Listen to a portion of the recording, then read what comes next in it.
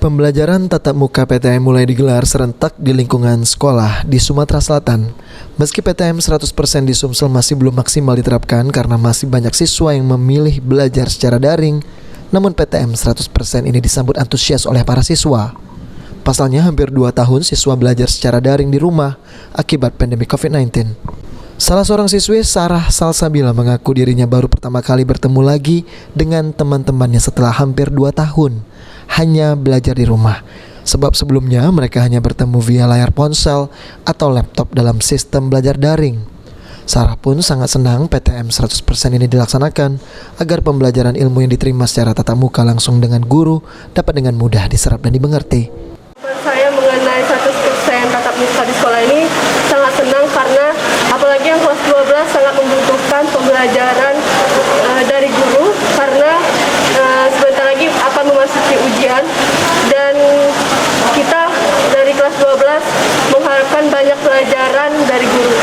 Oke, terus dari orang tua kita sendiri mendukung dengan adanya sekolah tatap muka ini?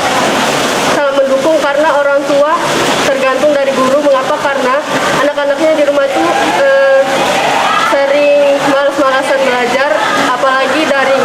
Sedangkan di sekolah, guru tetap mengajarkan kita walaupun tetap menerapkan protokol kesehatan. Oke, harapan dari kita Dek gimana Dek dengan digelarnya ini?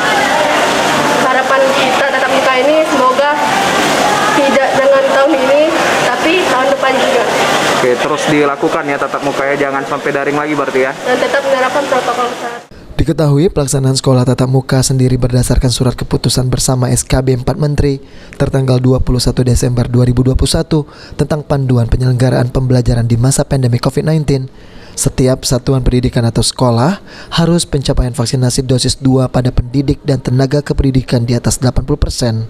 Capaian vaksinasi peserta didik terus berlangsung sesuai dengan ketentuan, serta jumlah peserta didik 100% dari kapasitas ruang kelas maksimal mengikuti 6 jam pembelajaran per hari. Sesuai dengan anjuran dari pemerintah, yang jelas prokes tetap kami jalankan. Kalau memang nanti 100% ya mungkin alhamdulillah tetap kita laksanakan sesuai dengan instruksi dari Gubernur, Dinas Pendidikan dan pihak-pihak yang lainnya. Oke. Jadi di sekolah kami mempersiapkan sarana-prasarana yang kira-kira bisa membantu siswa di dalam untuk mengantisipasi jangan sampai terjadi penyebaran COVID. Okta Alfarizi, PAL TV.